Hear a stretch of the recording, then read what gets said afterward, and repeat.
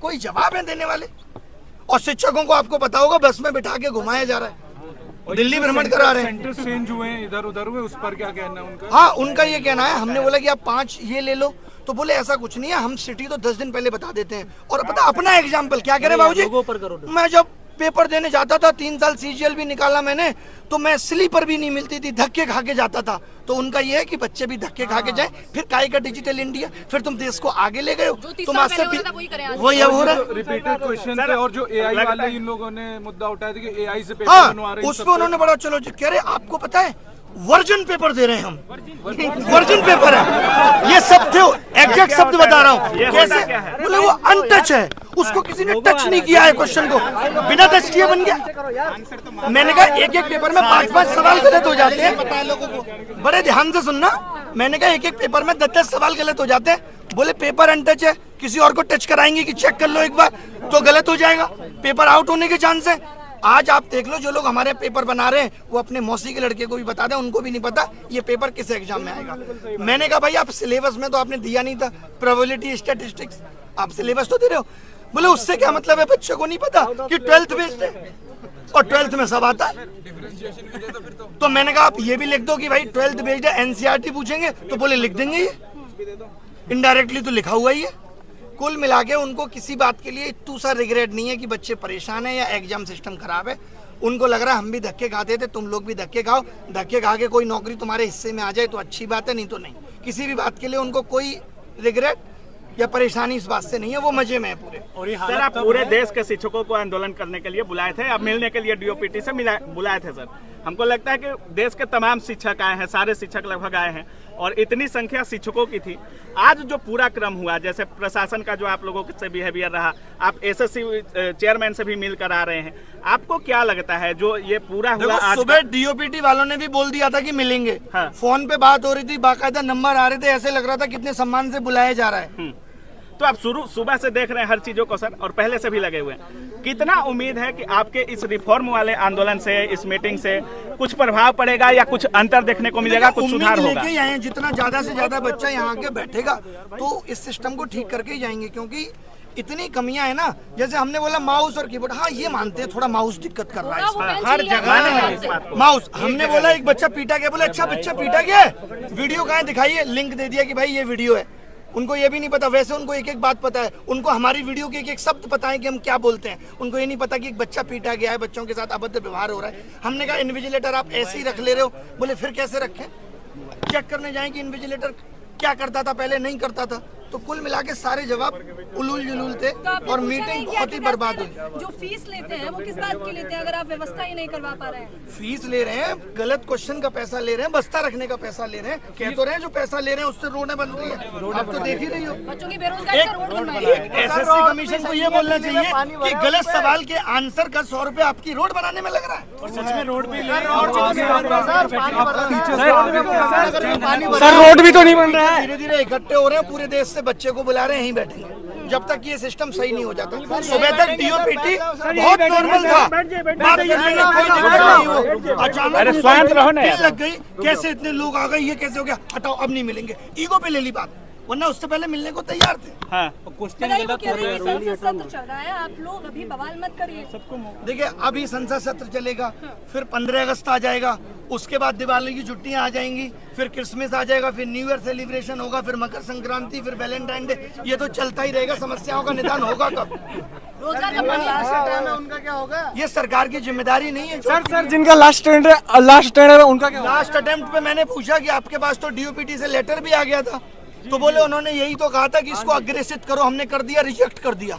अच्छा साहब बोले रिजेक्ट कर दिया। तो सर सीजीएल में होंगे क्या कुछ चेंजेस सर?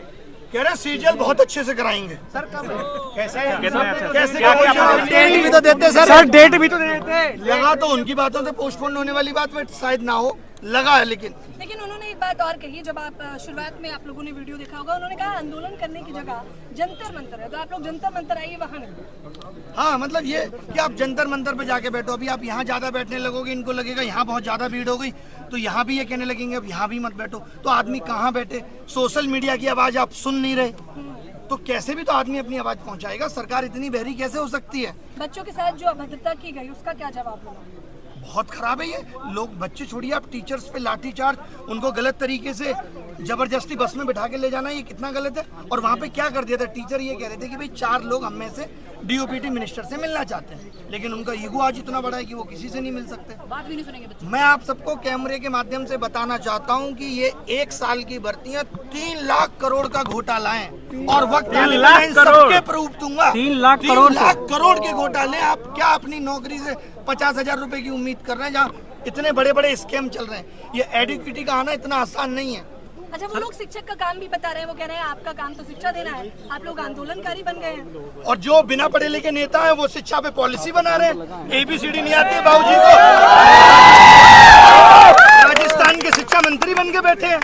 हम इनको शिक्षा पॉलिसी बनाने दें, एजुकेशन पॉलिसी बनाने को इनको दे दें, और शिक्षक बता नहीं सकता कि आपके सिस्टम में खामियां क्या है। ये तो दोगलापन है। हाँ, अगर वो गलती ही स्वीकार नहीं करेंगे तो आप क्या करने वाले हैं? आप खुद देखिए, 5 साल पहले बोला CET लेंगे, तब तक मनसाएं ठीक थी।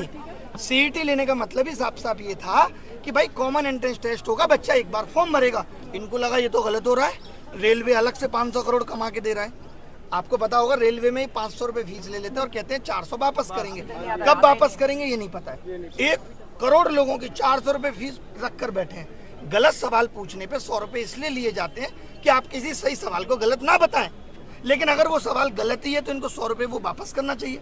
एक एक बच्चे से 2,500 रुपए वसूल रहे, तो इन्होंने कमाने का जरिया बना लिया। अभी एडुकेटी 100 रुपए लिए जाते हैं, 100 रुपए, और एक पेपर में अब हो गया है कि 20 क्वेश्चन गलत, यानी 2,000 एक बच्चा देगा प्री में, और कम से कम 1,000 देगा मेंस में, 3,000 देगा एक बच्चा। इसमें तो संख्या बढ़ती जाएगी। अच्छा, इसीलिए हर क्वेश्चन हर साल बढ़ रहे हैं। हमारे टाइम पे एक भी गलत नहीं आता था, फिर 2 गलत आए, फिर चस्का लग गया पैसे का, उससे रोड बन रही है। अच्छा सर, आप SSC चेयरमैन से मिले, कोई किसी और आयोग के चेयरमैन वगैरह से, जैसे आपका आंदोलन जो था या जो कह रहे थे DOPT से मिलने का मतलब इतना ही था कि हमें आप पूरे एग्जाम सिस्टम पे बताओ। हाँ। खाली SSC में ही नहीं, आप बाकी के एग्जाम सिस्टम पे भी बात करो।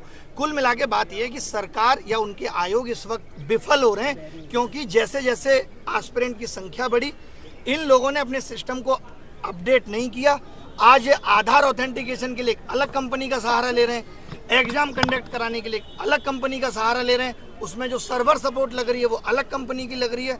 आगे आने वाले वक्त में करप्शन होगा तो आप यही नहीं पता लगा पाएंगे कि किस कंपनी ने लीक किया। शुरू में जब आपने बोला कि हम माथा टेकेंगे गुरुद्वारा में, तो वहाँ जितने शिक्षक जा रहे थे वो उनका कहना था कि वहाँ खोज रहे हैं कि अभिनय शर्मा कौन है। मतलब वही गुरुद्वारा में माथा टेकना जितना मुश्किल हो गया है कि टीचर जाके 50-60 गुरुद्वारे में माथा नहीं टेक सकते, कोई बच्चा तो वहाँ था नहीं। आपको क्यों खोज रहे थे लोग? सर ने सबको एकजुट किया है, क्योंकि ये सबको पहली बार हुआ बुलाया है और हमने आह्वान किया। एकजुट आपने किया। वही क्या कर लेंगे इससे, मुझे खोजने से क्या, मैं तो हर जगह अवेलेबल हूँ। डिटेन कर लिया गया, आप कैसे बच गए सर? बाल बांका कर ले, मैं तो कह के आया था। मैं कौन है वो जो भागता है? मिल्खा सिंह से तेज भागता हूँ मैं। अभिनय सर जी जिंदाबाद, जिंदाबाद, जिंदाबाद। ये मत करो प्लीज, मत करो। हम लोगों को शांति से यहाँ बैठना है, शांति से यहाँ बैठना है। जब तक बैठना है, जब तक मांगे नहीं मानी जाएंगी। और पूरे देश के युवा को बुलाना है। कमाल की बात यह है कि सब लोग आ जाए, चाहे वो रेलवे। 7 साल से शिक्षक भर्ती नहीं आई, बताओ। बेटा है देर की बातचीत में कहीं आपको लगा कि मतलब सर मोदी जी को ढीला करना है? कहीं नहीं, कोई भी ऐसा आश्वासन नहीं था जो ठीक मिला है। टोटल इलॉजिकल थी, उनको अपना बताना था। हम 16 घंटे काम कर रहे हैं, 8 घंटे सो रहे हैं। फिर ध्यान में आया उनको, नहीं 2 घंटे तो और भी कुछ कर रहे हैं। फिर बोले 14 घंटे काम कर रहे हैं। तो उन्होंने बस यही दिखाया, हम बहुत काम कर रहे हैं बच्चों के लिए। हर एक बच्चे की समस्या को सुन रहे हैं, हर एक बच्चे की समस्या का निदान करने की कोशिश कर रहे हैं। कुल मिला के सरकार, एजेंसी और आयोग तीनों मिले हुए हैं, और सबका एक ही उद्देश्य है, किस तरीके से युवाओं से पैसा वसूला जाए। अच्छा, आप देखो, आप पे ये आरोप भी लगा कि आप